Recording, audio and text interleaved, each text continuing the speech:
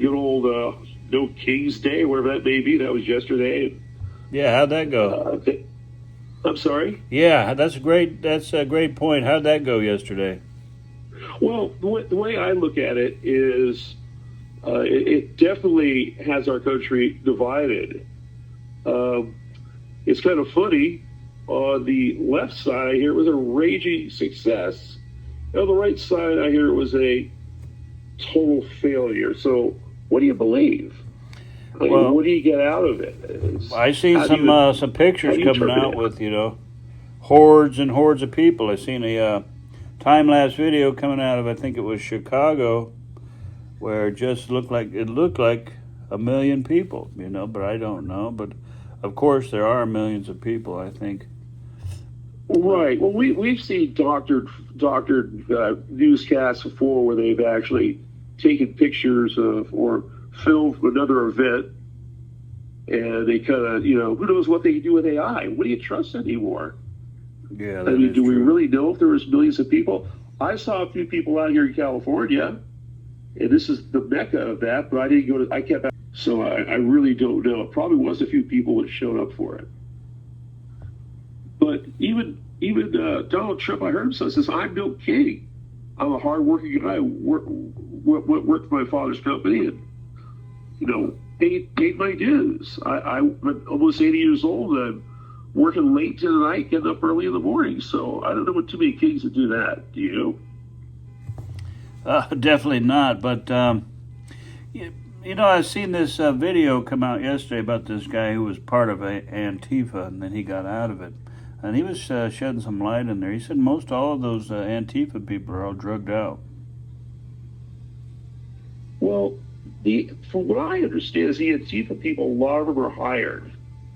As you may have mentioned, I think it's called, I forget what the name, Rights to Go or something like that. But they're hired, and in today's challenging economic world we live in, that's such a bad job for them to get paid probably $25 or $30 an hour to yell, scream, and push an agenda.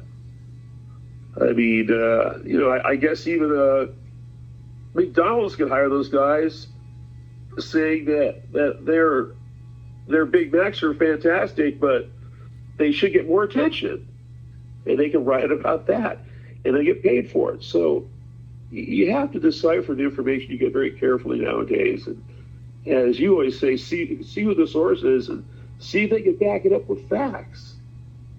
It's just convoluted, all the information sometimes. But in general, I did see a lot, back to the No King's Day, I did see a lot of posters on the freeway, actually on the overpasses.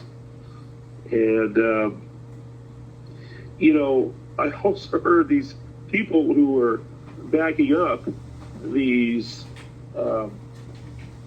so-called protesters, Antifa people, are people like George Soros, Benioff, Bill Gates. I mean, these guys are kings in their own sense. So it's kind of a paradox when you think about it.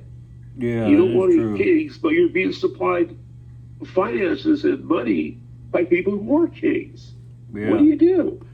Yeah, that's a good point you made about the sponsors might be a king in their own right. They got a lot of money that does. There's, I think throughout history, back to the days of even the Trojan horse, there's always been hidden agendas to some extent. Because you covertly try to push your agenda, the people are going to resist. But if you do it through trickery and sleight of hand, you might have a much better chance.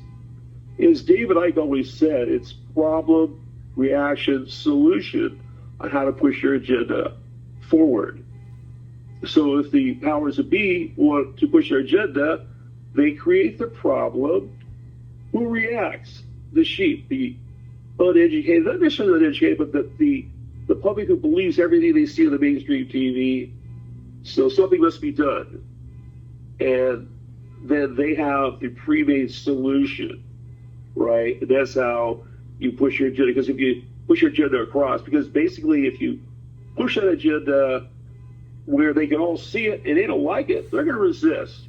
And you're going to have possibly even a revolution if it's so forward, shall we say. Again, it's a matter of, it's almost like a mass hypnosis sometimes if you believe everything you see on the mainstream TV. That's the good thing about the internet so far, is you can still look at alternative sources and make your own decision.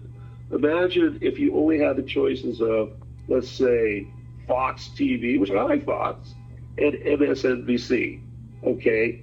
You'd have only, those are your only two realities you have, right? And because of that, you don't expand beyond those. The old thinking out of the box really applies. Yeah, definitely.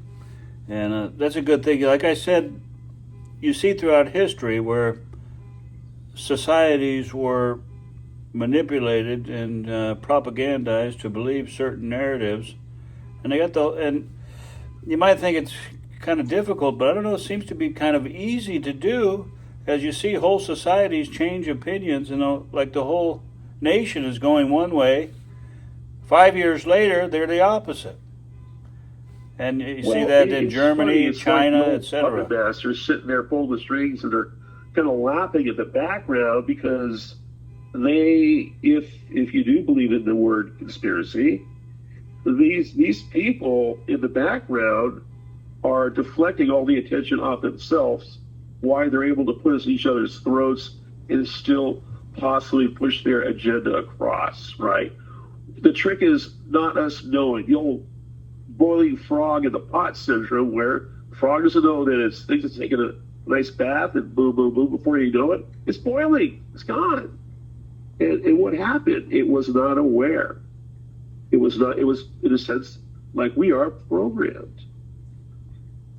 And as Wayne Gretzky, a famous hockey player we all probably remember, he said, I don't want to be where the hockey puck is now.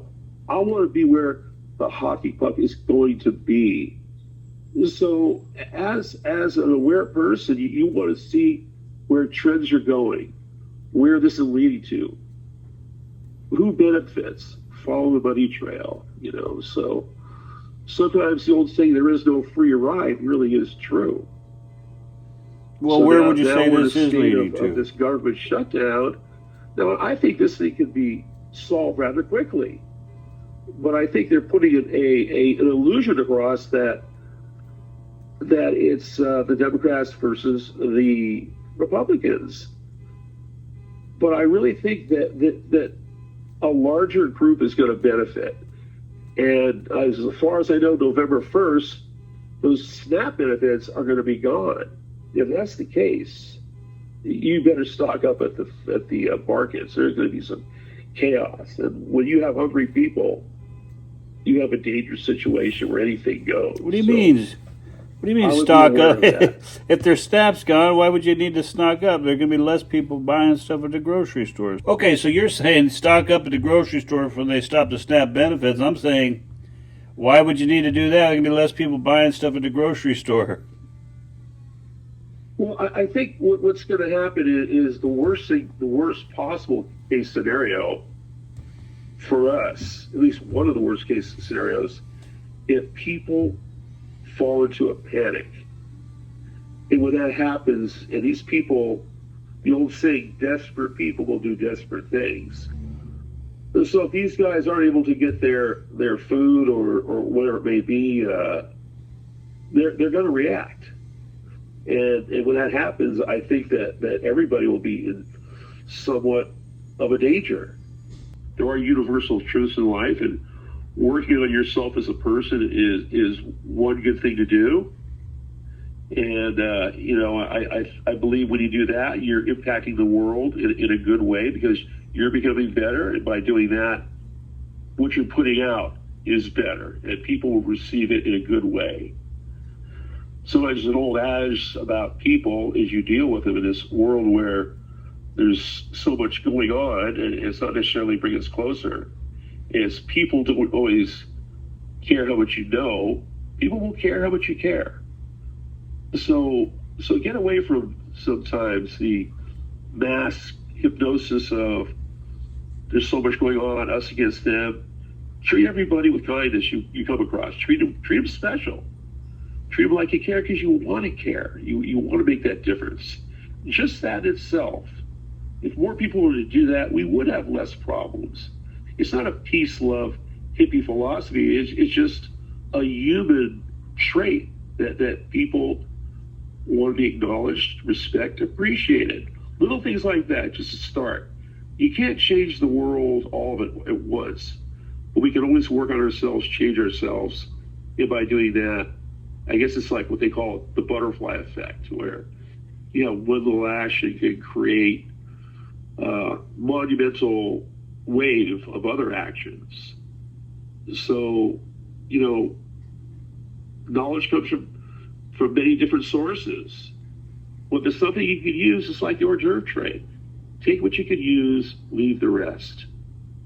But we don't, so I'm an older guy, and I don't want to keep myself so rigid that I can't learn new things. And when I'm wrong, I'm wrong. But this is how sometimes you have to even look at the world of politics, what's going on.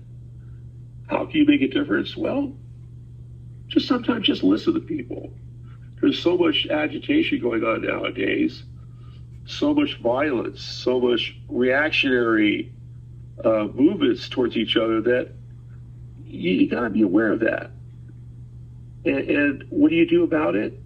Again, take time to maybe listen to somebody. Take time to maybe just talk to somebody. That's all they really want to be, is acknowledged. Show that respect. Not the old, what can I get mentality, but how can I help?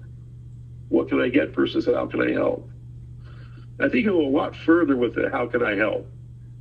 Oh, go ahead, I'm sorry. I think we're really in uncharted territory right now. I think that they say when you're in uncharted territory, there lies your greatest opportunity. So a lot of people are saying, it's time to buy stocks, time to buy, I don't know about the gold trade right now. I think silver's going to go way, way up. But then again, you just don't know. The stock market, I guess if you would have stuck it out, you'd be pretty rich right now. But nothing lasts forever, and that's proof. Look at 1989, look at the early depression. Things do go in cycles. Things tend to repeat. But there's nothing wrong with preparing.